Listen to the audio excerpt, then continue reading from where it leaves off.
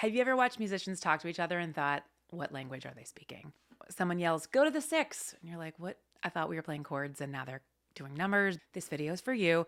I'm going to try to demystify the Nashville Number System, the Roman numerals, the basically chord theory. I'm Brigid Kaelin and I am obsessed with chord theory. I'm a singer-songwriter, musician. I've been a utility player and a session player. And if you don't know what that is, then I'll talk about those in other videos. But basically here today, I'm going to talk about the numbering system, why we sometimes assign numbers to chords and how that can be useful to you. So when you see a musician on stage and someone goes that, they don't necessarily mean piece. They sometimes mean go to the 2 chord or, hey, I'm going to the 4. This numbering system is how musicians can talk to each other about chords without ever actually saying the chords' names. And I put together a PDF that explains this more visually, so you're going to want to grab that. I'll link it below. It's available for free at brigidkaelin.com. There's been a lot of talk lately about how chord progressions cannot be copyrighted, and that's true. They can't be because, well, that's another video. But there are a lot of songs that use the same chords. So let's just talk about that one chord progression that everyone's always talking about, the Let It Be one. When I find myself in times of trouble, Mother Mary comes to me, right? Or with or without you, with or without you. You walk through the door with me, the air was cold. Something about it felt like home somehow. Those are all the same chords, and they're completely original songs. So you're not going to get me saying somebody copied somebody else. That's just not true. All of those songs go 1, 5, 6, 4. What does that mean? Let us dissect. I love this stuff. When we say that a song is in a certain key, all we mean is that there's a particular note that feels like home. So we're going to call that the tonic or the 1. It's the key. So we're going to be working with C major today. So we're just going to write out 7 different letters in a row. So starting with C, D, E, F, G, A, B, and then C. So notice how I said 7 different letters. There's 2 of them that are the same. You go from C to C because it's a scale. It's from the Latin la scala, means ladder. So this is just a ladder, a step ladder of different notes. These particular notes make up do, re, mi, fa, sol, la, ti, do. We're going to now assign each one of these letters in order a number. We said that C was the 1, so we'll start with 1, 2, 3, 4, 5, 6, 7, and 8. You could also call this one 1. Depends if you're getting jazzy or not. Doesn't matter for this video. We're actually going to ignore that last C for the most part and just talk about 1 through 7. Here's where we're going to have fun and get a little bit nerdy. We're going to take the 1, which we've established is C, and we're going to use this exact scale, but we're going to skip notes like leapfrog. So we're going to start with a C, we're going to skip D and add an E. So now we've got C and E playing at the same time. And then we're going to skip one more and add the G. So we've gone basically the 1st, 3rd, and 5th notes of this scale. And instead of playing them from left to right, one at a time, temporally, we're going to play them stacked up. 3 notes in a row, a triad, if you will. And it becomes a chord. And that's all a chord is. It's notes played at the same time. Usually a triad, usually 3 notes. So the first triad that we can build from C major is playing notes C, E, and G together at the same time. Now, take my word for this, that happens to be a C major chord. So we call that the 1 chord, and we're going to use a Roman numeral because we're fancy. Now, for the 2 chord, you do the same thing, except you start on the 2, and then you play leapfrog again. So you're going to use D, F, and A. And remember, we're going to stack them up, play them at the same time, and we're left with this sound, which is a D minor chord. So now the 1 chord is C major, the 2 chord is D minor. And we're going to use a lowercase Roman numeral for this, just because that's what I was taught in my classical music class. You'll see people write uppercase Roman numerals sometimes, and that's okay. As long as the communication is established and other musicians can understand you, that's the whole point of this. It's a way to communicate. So we've got the 1 chord, we've got the 2 chord. Now, any guesses how we're going to build the 3 chord? We're going to start on E. We're going to play leapfrog from E to G to B and stack those up, play them at the same time, and you end up with an E minor chord. The 4 chord, F, A, and C, because we're just starting over again. These scales can go on and on and on, right? It's 7 different notes, but they repeat. So the 4 chord ends up being F, A, and C, which make up the notes of an F major chord.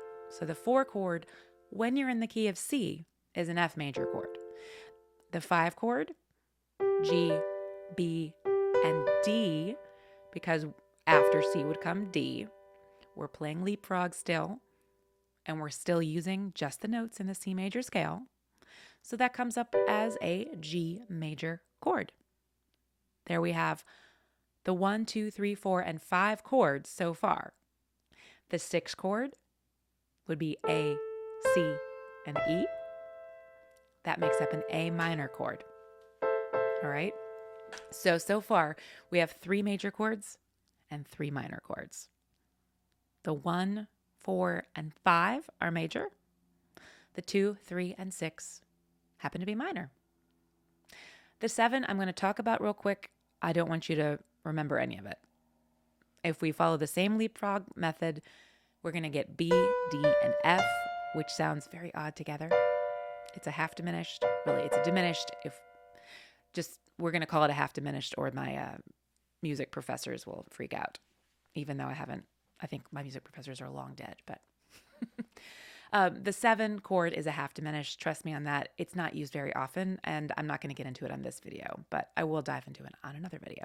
So we're really just talking about the 1, 2, 3, 4, 5, and 6 chords.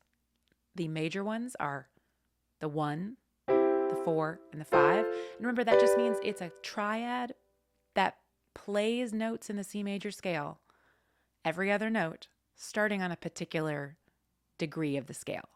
Either 1, 2, 3, 4, 5, 6, or 7. So the 1 chord is major. The 4 and 5 chords are also major. And the 2, 3, and 6 chords are minor.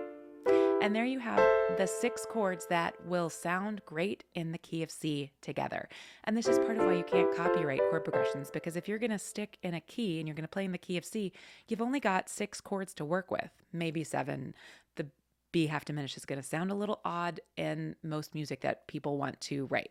There aren't that many ways to put these chords together, and 6 chords is actually a lot. You hear people talk about 3 chords and the truth, and most songs can be played with just the 1, 4, and 5. So now if we want to talk about back to the beginning, well, what does that whole 1, 5, 6, 4 thing mean? All that means in the key of C is that we start with the C chord, we jump to the G chord, then the A minor, and then the F. That's all that means. Rather than having to translate every single chord, I just think 1, 5, 6, 4 in the key of G.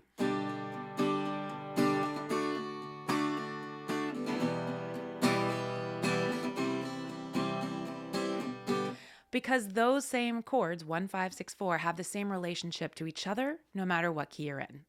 So the 1's always going to feel like home. The 5's always going to feel like away from home, but perhaps on your way home. The 6 is always going to feel a little mysterious and wistful, and the 4 somewhat hopeful. The number system helps musicians do that faster. To me, I think of it as speaking a language. You know how when you're studying a language in school, teachers always suggest that you get to the point where you're not trying to translate, you're just thinking in that language. And thinking about chords as numbers rather than trying to translate individual chords means that you can transpose music in any song much more quickly. And once you start thinking in numbers, you can switch keys pretty easily. It does take some time to learn. I'm going to make another video about transposing and using what we've learned today to actually transpose keys, which means change from C being the center to a different key being the center. But really, once you start thinking in numbers, music feels suddenly just like smaller, like a map that you can finally read. And then every song that you love is like this little journey between home and away and to the emotional, wistful uplift and blah, blah, blah, songwriter stuff. Maybe you'll listen a little bit differently to songs this week. Before I forget, you should definitely grab the free chord chart and explanation that I've created to go along with this video. I'll link it below, but it's at brigidkaelin.com. And if you want to keep exploring with me, or if this video was somewhat helpful to you, like and subscribe it. That's how YouTube knows that when people are searching for this question, that this video might help them. And if you didn't like it, let me know, because I definitely want to start making more music theory videos. I've made a lot for students in the past. They've just been private. So I want to make them public so that lots of people can understand it. I've also got a lot of videos I'm working on for ear training and such. Thank you for watching. As always, happy harmonizing. And my favorite bit of advice, slow down and count out loud. I can't help it. I'm a teacher at heart.